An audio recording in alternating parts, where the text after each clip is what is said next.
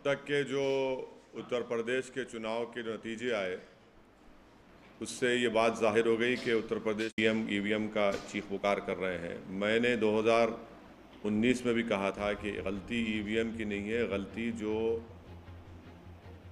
लोगों के दिमाग में जो चिप डाल दी गई है वो उसकी बहुत बड़ा रोल अदा कर रहा है। आने वाले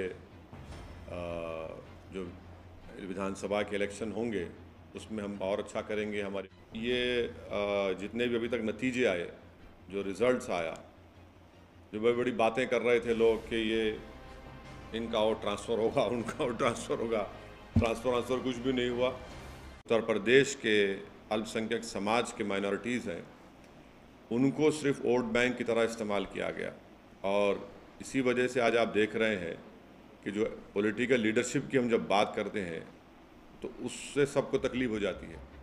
तो खैर अब ये वक्त नहीं है कि मैं इतनी तफसील से जाऊं। जो फ़ैसला आया हम उसकी इज़्ज़त करते हैं और हम अपना काम जारी रखे हैं और जारी रखेंगे और पहले से ज़्यादा हम मेहनत करेंगे और जो हमारी लड़ाई है जमहूरियत के दायरे में उसको लड़ते रहेंगे। हर समाज के लोगों कह रहे थे कि ये आखिरी लड़ाई है। अब उनके बारे में क्या बोलेंगे आप? और अगर हम पे जो इल्ज़ाम लगता है हम कोई फ़िक्र नहीं है, हम तो बोलते लगाओ हम पे इल्ज़ाम, मगर हम अपनी लड़ाई लड़ते रहेंगे।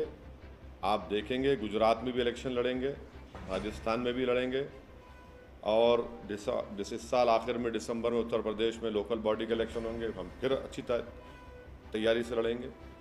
अब उत्तर प्रदेश की ख़ास तौर से जनता को, गरीब को, दलित को, अल्पसंख्यक समाज को समझ में आ जाएगा कि इनको सिर्फ इस्तेमाल किया गया था।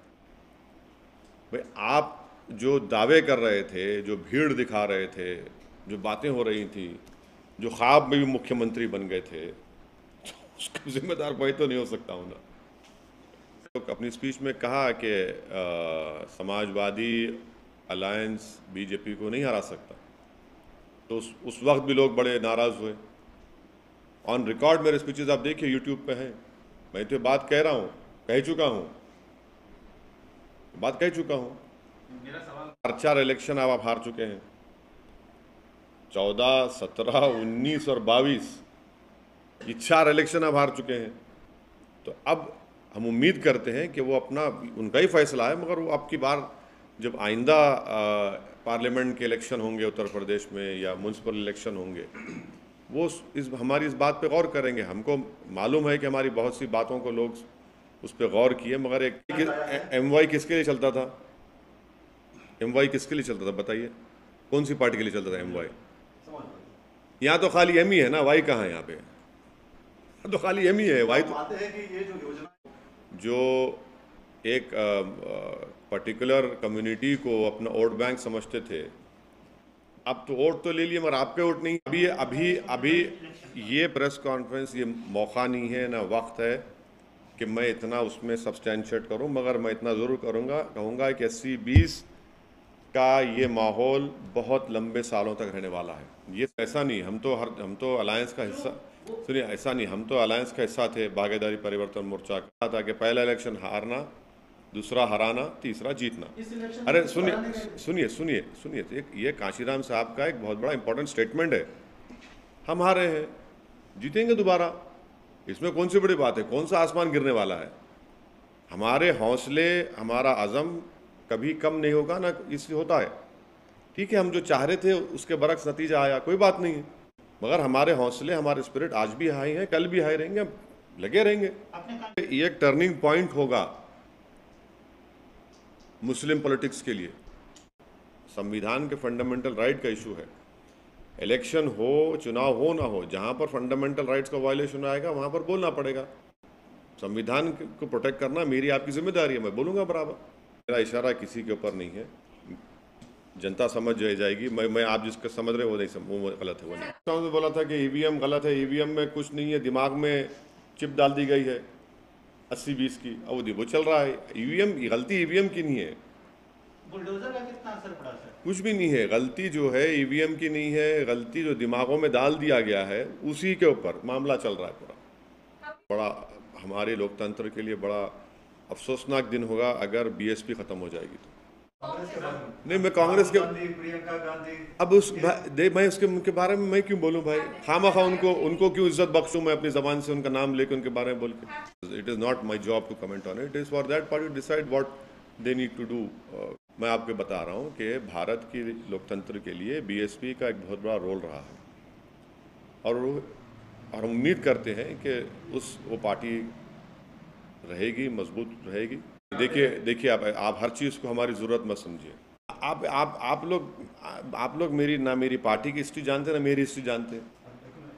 मैं एक सिंगल एमएलए था मेरी पार्टी का, फिर हम लोग बड़े, एक ही एमएलए था मैं, हम लोग एमपी का इलेक्शन 2 एमपी इलेक्शन थे 96 98 का।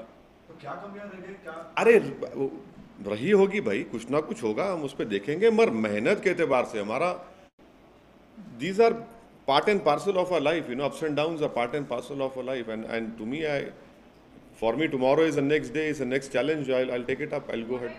हाँ लड़ेंगे, बिल्कुल लड़ेंगे, पूरी तैयारी कर रहे हैं हमारे कलीम हफीज साहब, लड़ेंगे, चुनाव लड़ेंगे। नहीं, पंजाब की जनता ने फैसला लिया है, वो भी एक वर्डिक्ट है, उसका सबको एहतराम करना चाहिए। हम उम्मीद करते हैं कि पंजाब और मजबूत हो, उम्मीद करते हैं कि पंजाब एक हमारा बॉर्डरिंग स्टेट है, वो एक आम प्रदेश की तरह नहीं है, उसके अलग चैलेंजेस हैं, और जब जनता ने फैसला दिया है तो उसको एक्सेप्ट करना पड़ेगा आपको। बधाई देंगे केजरीवाल? नहीं, मैं तो पंजाब की जनता ने जो फैसला लिया उसका एहतराम करता हूँ, उसका एहतराम करना चाहिए, क्योंकि उन्होंने वो डिसाइड किया कि एक मैसिव मैंडेट उन्होंने किसी के पार्टी के हक में दिया, तो हम उसका एहतराम करते हैं। मुख्यमंत्री इस तरह का प्रयास कर रहे हैं, मुझे नहीं मालूम, मैं जिस दिन हमारे मुख्यमंत्री से मिल लूँगा, मुझे टाइम देंगे मिलने का, तो मैं उनसे पूछ लूँगा। आज के इस फैसले के बाद तो हमारी जितनी बातें हम कह रहे थे वो सब सच साबित हो गई, वो सच साबित हो गई। अब ये देखना है कि वो अपनी विधानसभा की सीट पर रहते हैं या फिर वो आजमगढ़ की अपनी पार्लियामेंट सीट छोड़ते हैं। हम तो पार्लियामेंट का इलेक्शन भी लड़ेंगे उत्तर प्रदेश में। हम तो बोले, हम ये कह रहे हैं खाली एम ही रह गया है, वाई तो मैदान जंग से गायब हो गया। मोहब्बत में हम ही खड़े हो गए और जो हमको मैदान में लाए, जंग के मैदान में छोड़ के भाग गए हमको।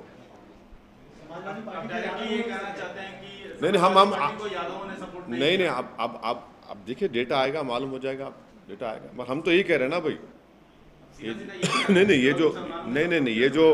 ये जो लफ्ज़ इस्तेमाल किया आपने, वो क्या था कोलिशन, वो बहुरंगी गठबंधन, एक ही रंग नजर आ रहा था इसमें। तो अभी तक तो रिजल्ट जितनी आए हैं एक ही, नहीं देखिए, अब इसको आप एक रंग वंग मत दीजिए, रंग नजर तो एक ही आ रहा था। आप जीत गए उत्तर प्रदेश, सही है,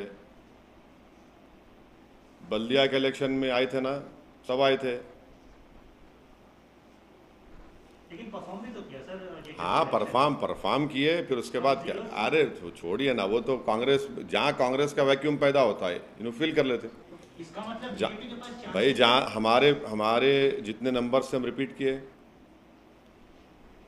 अंडर एस्टिमेट मत करो आप चंद्रशेखर राव को। और अच्छी बात यह है कि चंद्रशेखर राव अब जो एक्टिव हो गए ना, वो बड़ा चेंज है उनमें, और उम्मीद करते हैं कि वज़ीर आला ऐसी एक्टिव रहेंगे, अब आइंदा असेंबली के चुनाव तक। नहीं, वो कब कराते वो नहीं मालूम मेरे को नहीं मालूम, आपको मालूम है तो बताइए, हम भी तैयारी शुरू कर रहे थे जल्दी। मेरे को तो नहीं मालूम, बट हम तो उम्मीद करेंगे कि हमारे वज़ीर आला जो एक्टिव आज है, उन्हें एक्टिव रहना, बस एक्टिव रहना, और थोड़ा उन्हें पब्लिक से मिलना भी, थोड़ा जितने उनके एमएलए से तो टाइम निकाल लिए, थोड़ा मिल लिए तो अच्छा रहता, क्योंकि टीआरएस में एक ही फेस है, वो टीआरएस में एक ही चेहरा है बस, वो दूसरे कोई चेहरे नहीं है।